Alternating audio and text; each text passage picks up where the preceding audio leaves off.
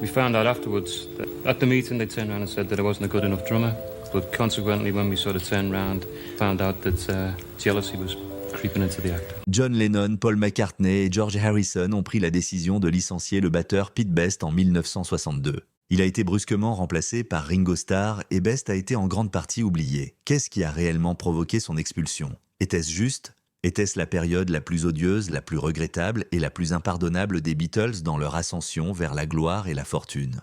Ringo Starr et Paul McCartney entretiennent-ils des contacts avec le batteur original des Beatles?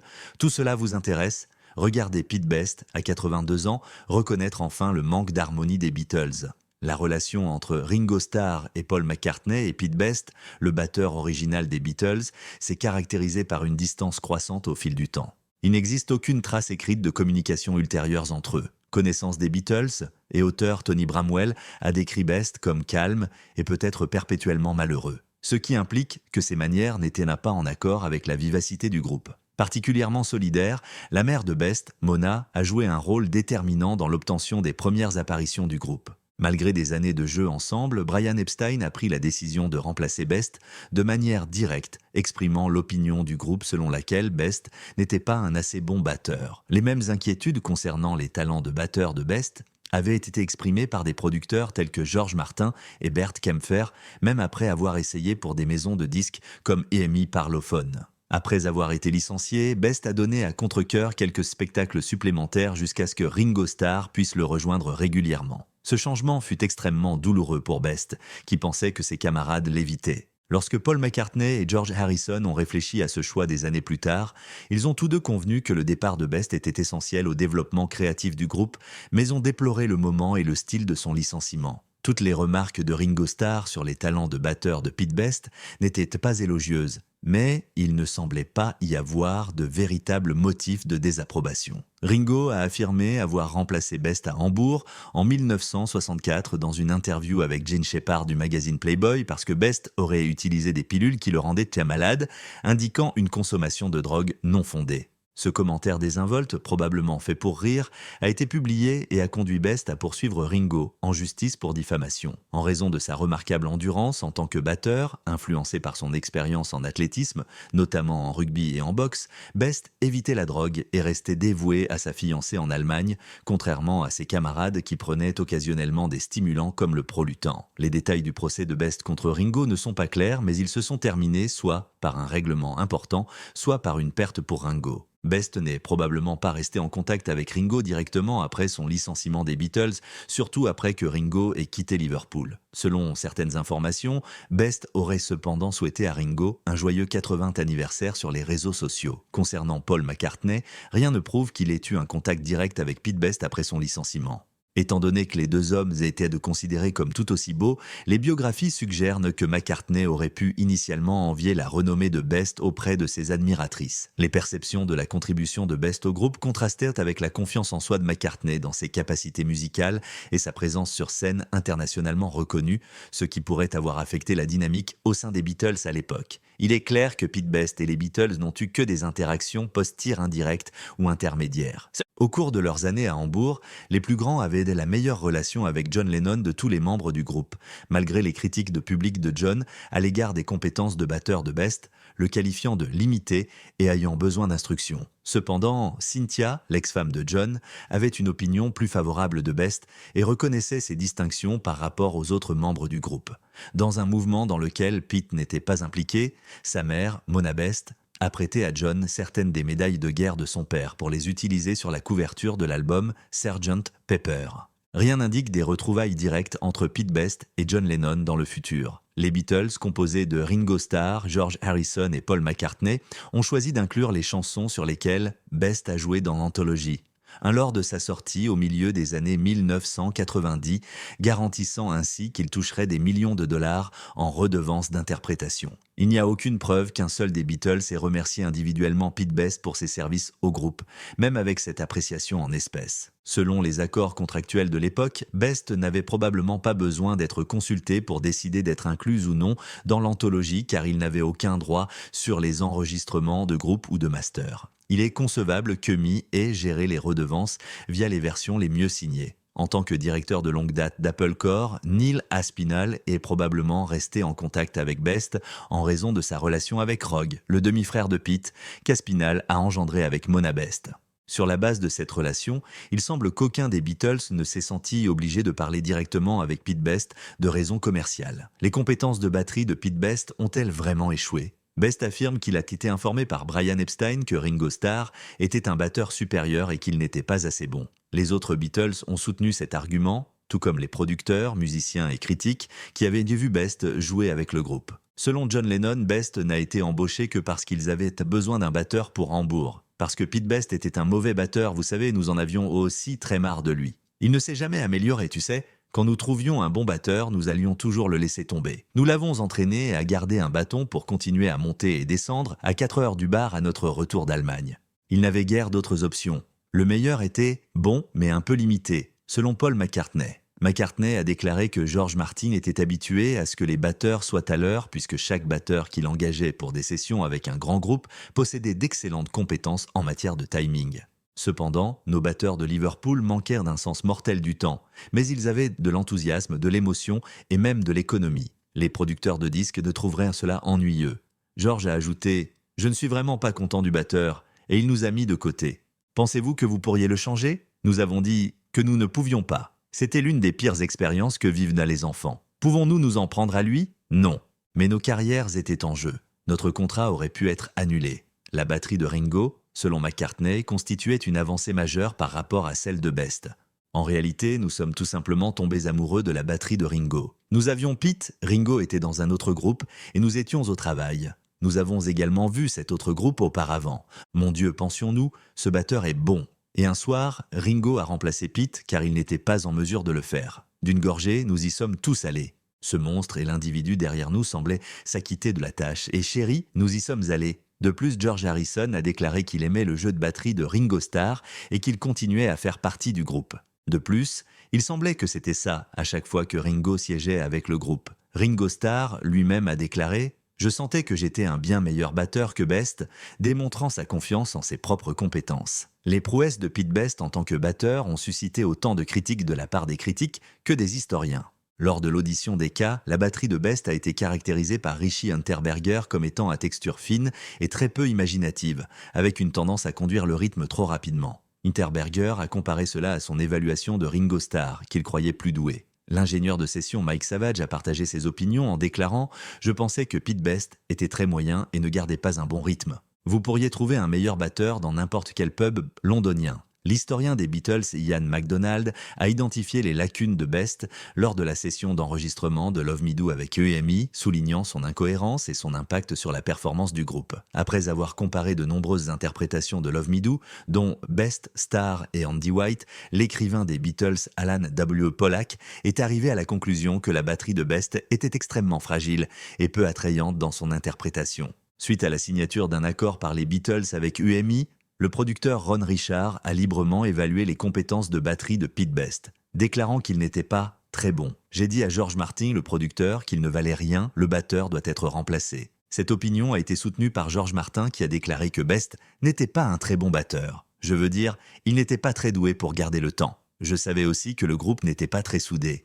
Un batteur expérimenté devrait être capable de leur offrir le type de force de liaison dont ils ont besoin. Brian Epstein, le manager des Beatles, m'a entendu dire « Je vais chercher un autre batteur pour la session d'enregistrement ». Lorsque Martin a découvert que Best avait été exclu des spectacles sur scène, il s'est dit choqué, même s'il avait suggéré un autre batteur pour la session d'enregistrement. Il se souvient que la mère de Pete, Mona Best, l'avait appelé pour lui annoncer la nouvelle et lui avait dit « Je n'ai jamais dit que Pete Best devait partir. Ce que j'ai dit, c'est que j'aimerais embaucher un homme de session pour le premier album des Beatles. » Il ne m'est jamais venu à l'esprit que Brian Epstein le libérerait.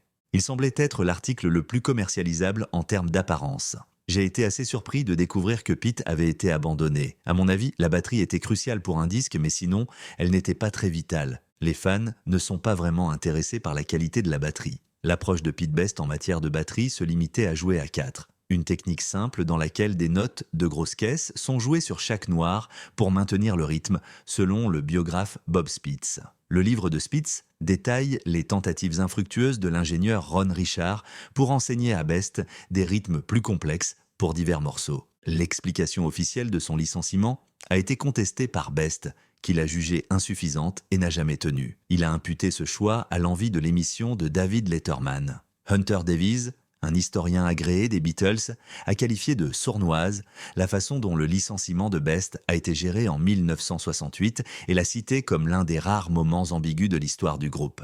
Malgré les défauts de Best, Mark Lewisohn a pensé des décennies plus tard que la popularité et la sécurité financière du groupe à l'époque rendaient son licenciement déraisonnable. Selon Lewisohn, ce fut la période la plus malhonnête, la plus regrettable et la plus impardonnable de l'ascension des Beatles vers une gloire légendaire. Chimie en bande, selon les mémoires d'Epstein, Best a été jugé trop traditionnel par Lennon, McCartney et Harrison pour correspondre à l'image des Beatles, invoquant un manque d'alchimie avec George et Paul. Bien que les trois écrivaient et socialisaient fréquemment ensemble à Hambourg et à Liverpool, Best restait généralement seul, l'excluant des expériences communes et de la camaraderie du groupe, comme l'atteste le livre de Cynthia Lennon et d'autres sources. La photographe allemande Astrid Kirchherr a laissé une marque durable sur le groupe lorsqu'elle a proposé de prendre leurs photos, contrairement aux autres groupes qui se contentaient volontiers des photos de leurs amis. Best a décliné l'invitation de Kirchherr à participer à une séance photo à Heiligengeistfeld, près de la Reeperbahn, le lendemain matin. Best a ensuite été noté par Dot Rohan, alors petite amie de McCartney, comme étant réservée et indifférente aux discussions de groupe lors de sa visite à Hambourg. On dit que la réticence de Best à adopter la coupe de cheveux en vadrouille emblématique du groupe dans le cadre de leur image cohérente aurait irrité Epstein. Dans une interview avec BBC Radio Merseyside, Best a ensuite expliqué qu'il n'avait jamais reçu l'ordre spécifique de modifier sa coiffure. Kirchherr a poursuivi en disant que Stuart Sutcliffe a été le premier à adopter ce style après avoir été influencé par la coiffure de son partenaire Klaus Voormann. Sutcliffe l'a fait en jetant le Brylcreem, un produit coiffant inapproprié pour les cheveux bouclés de Best. McCartney a comparé le peu de temps que Jeff Britton a passé avec les Wings au séjour de Pete Best avec les Beatles. Malgré ses talents de batteur exceptionnels, il ne s'intégrait pas vraiment au reste d'entre nous. Il faisait presque partie, mais pas tout à fait du plaisir et de la camaraderie que nous partagions. Il a donc quitté le groupe et nous recherchions quelqu'un qui serait un bon partenaire. Lorsque George Martin leur a proposé de changer de batteur, a-t-il expliqué à Mark Lewisohn, les Beatles étaient initialement satisfaits de Best. Il nous a rendus joyeux. Il a bien performé dans les clubs. Pete, a déclaré McCartney, n'a jamais été exactement comme nous. Pete était peut-être un peu plus terre-à-terre que le reste d'entre nous, le trio excentrique. Il n'était pas aussi intéressé par les arts et avait une attitude différente de la nôtre. Les problèmes de santé et les absences fréquentes de Best ont été reconnus par Harrison. Pete a continué à sauter des concerts pour cause de maladie. Il a reconnu sa contribution aux efforts visant à garantir l'adhésion à long terme de Ringo. Paul et John ont été persuadés d'accepter le concept par moi. Les différences entre Mona Best et les autres. Mona avait été impliquée de manière significative dans les premières publicités et performances des Beatles avant qu'Epstein n'en prenne la direction. Mona a joué un rôle déterminant dans la mise en place d'importants premiers concerts et a aidé le groupe après leur retour de Hambourg, selon le promoteur et manager Joe Flannery. Cependant, comme elle est une personne agressive, son implication présentait des difficultés. Lennon a dit à Flannery que Mona lui faisait penser à sa tante Mimi, Bossy, et qu'il pensait que son objectif principal était de faire avancer la carrière de Pete. Les Beatles, cependant, sont restés amis avec Mona et la rencontraient fréquemment lorsqu'ils visitaient la maison de Neil Aspinall à Londres, apportant de modestes cadeaux qu'ils avaient ramassés en chemin. L'utilisation des décorations militaires de son père pour le sadur de la séance photo, pour la couverture de l'album Pepper, était un autre exemple du soutien de Mona. Au début, Epstein était réticent à licencier Pete Best, mais les choses se sont compliquées à cause des obligations contractuelles de Mona envers le groupe. Epstein est devenu de plus en plus troublé par son ingérence dans la gestion des Beatles et par ses convictions profondes sur la manière dont Pete devrait gérer sa carrière. Sa récente implication dans la naissance de son fils Rogue a ajouté à la complexité et a peut-être conduit à un scandale à un moment crucial de l'histoire des Beatles. Conscient du pouvoir de Mona et des bouleversements possibles que cela pourrait entraîner, Epstein a cherché à établir une autorité complète sur les opérations du groupe sans sa participation. Appel Parce que Best était considéré comme le membre le plus beau des Beatles, ce qui attirait beaucoup l'attention des fans féminines, sa popularité parmi les fans est devenue un sujet de discorde au sein du groupe. Le départ de Best a été documenté par l'animateur de Radio Merseyside, Spencer Lee, qui a laissé entendre que la jalousie, en particulier de la part de McCartney, avait été un facteur dans la décision. L'apparition de Best a été saluée par Bob Wooler dans une édition de Merseybeat, un journal musical de Liverpool. Wooler a comparé Best à une idole adolescente, le décrivant comme physiquement captivant et musicalement imposant. Lorsque Best est apparu sur scène lors du showcase du tour d'un adolescent à Manchester, des fans enthousiastes ont crié, mais Lennon, McCartney et Harrison ont été applaudis lorsqu'ils sont entrés sur scène. Les pitreries de Best ont été jugées égoïstes par le père de McCartney, Jim McCartney, qui l'a réprimandé pour avoir occupé le devant de la scène et l'a exhorté à accorder plus d'attention aux autres membres du groupe. En 1963, Mona et Pete ont parlé de son licenciement des Beatles dans une interview à la télévision britannique. Mona: cela aurait pu être le cas du point de vue d'un choc de personnalité, car Peter avait une base de fans bien plus importante que les autres. Peut-être trop attirant? Je laisse cette décision à d'autres, Mona. Cependant, je ne pense pas que nous soyons là pour critiquer les gars, car il n'y a pas de véritable animosité. Il y en avait au début, mais ces choses arrivent et le succès se gagne durement, comme on dit. Nous avons simplement été offensés par la façon dont cela a été traité. Cela aurait été plus acceptable si cela avait été plus direct. À la suite des Beatles, Lennon, McCartney et Harrison ont tous exprimé leur remords pour la façon dont les choses ont été gérées après le licenciement de Best. Lennon a déclaré « Nous avons obligé Brian à le faire », reconnaissant leur crainte d'attribuer la responsabilité à Epstein. « Je me sens mal pour lui à cause de ce qu'il a pu faire », a déclaré McCartney, reconnaissant le potentiel de Best. Harrison a reconnu leur incapacité à informer Best de la décision, en disant « Nous n'étions pas très doués pour dire à Pete qu'il devait partir ». Selon Harrison, historiquement, il se peut que nous ayons fait quelque chose de méchant à Pete, et il se peut que nous aurions pu mieux le gérer. Starr, cependant, n'a exprimé aucun regret, disant « Je ne me suis jamais senti désolé. Ce n'était pas moi ». Epstein a proposé à Best un poste de batteur pour les Merseybeats lorsqu'il a été licencié, mais Best a refusé l'offre. Pendant 2 semaines, Best a évité de répondre aux questions sur sa séparation soudaine des Beatles et est resté à l'écart des projecteurs, se sentant malheureux et insatisfait. Étant donné que le nom d'Epstein figurait sur le contrat de direction initial des Beatles, l'avocat de Best a affirmé qu'Epstein devait trouver du travail pour Best et a envoyé une lettre à Epstein le 25 septembre 1962, demandant des dommages d'intérêt pour licenciement abusif. En réponse, Epstein a déclaré que Best avait volontairement quitté le groupe, qu'il avait déjà trouvé un autre groupe pour Best et que Best n'avait pas les compétences nécessaires pour remplir ses fonctions auprès des Beatles. Epstein a utilisé son agent de réservation associé, Joe Flannery, pour organiser secrètement que Best rejoigne Lee Curtis et les All-Stars. Le groupe s'est finalement séparé de Curtis pour devenir Pete Best and the All-Stars, qui a ensuite signé chez Decca Records. Bien que leur chanson I'm Gonna Knock on Your Door soit sortie, ce fut un échec. Le meilleur combo de Pete. Pete Best a déménagé aux États-Unis et a formé le Pete Best Four avec les compositeurs Wayne Bickerton et Tony Waddington. Plus tard, le groupe est devenu le Pete Best Combo, qui est un quintet. Ils ont enregistré pour des labels mineurs, combiné des chansons originales avec des succès des années 1950 et ont fait des tournées à travers les États-Unis, mais leur popularité était modeste. Leurs efforts ont porté leurs fruits lorsque Savage Records a sorti Best of the Beatles, un album qui jouait avec brio sur le nom du groupe et qui a d'abord déçu les fans qui espéraient une collection des Beatles. Bickerton et Waddington ont connu plus de succès en tant que compositeurs prolifiques dans les années 1960 et 1970 après la séparation du groupe, écrivant des succès pour des artistes tels que The Flirtation et The Roubette. Les enregistrements du Pete Best Combo ont été publiés sous forme de compilation CD par Cherry Red Records en 1996. Richie Unterberger, qui a révisé l'album, a apprécié les paroles intelligentes de Bickerton et Waddington et la nature vivante de la musique, bien qu'il ait critiqué la batterie de Best comme étant médiocre. Les garage rockers américains Liar ont repris la chanson de Pete Best Combo The Way I Feel About You sur leur album de 1984 On Fire, démontrant l'impact du groupe sur d'autres groupes. Suite à sa décision de quitter le secteur du divertissement, Pete Best a cessé de parler de son affiliation avec les Beatles, selon l'histoire officielle du groupe de Hunter Davies publiée en 1968. Plus tard dans sa vie, il a exprimé son ressentiment, affirmant dans ses mémoires que les Beatles a contribué à le faire tomber en le qualifiant de mauvais mixeur, en répandant des rumeurs selon lesquelles il n'avait jamais vraiment été membre et en le décrivant comme distant. Il valait mieux se sentir abandonné en se rappelant qu'aucun d'entre eux n'avait rien dit de gentil. Lorsque Lennon et Starr ont laissé entendre dans une interview avec Playboy en 1965 que les absences sporadiques de Best étaient causées par la consommation de médicaments,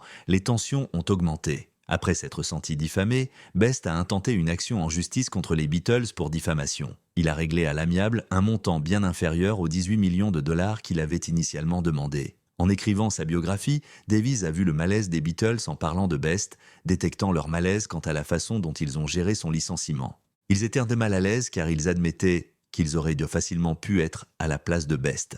Les difficultés de Best ont atteint un point de rupture dans les années 1960 lorsqu'il a tenté de se suicider mais a été sauvé par son frère Rory et sa mère Mona. Pete Best a épousé Kathy en 1963 après l'avoir rencontrée lors d'un premier concert des Beatles.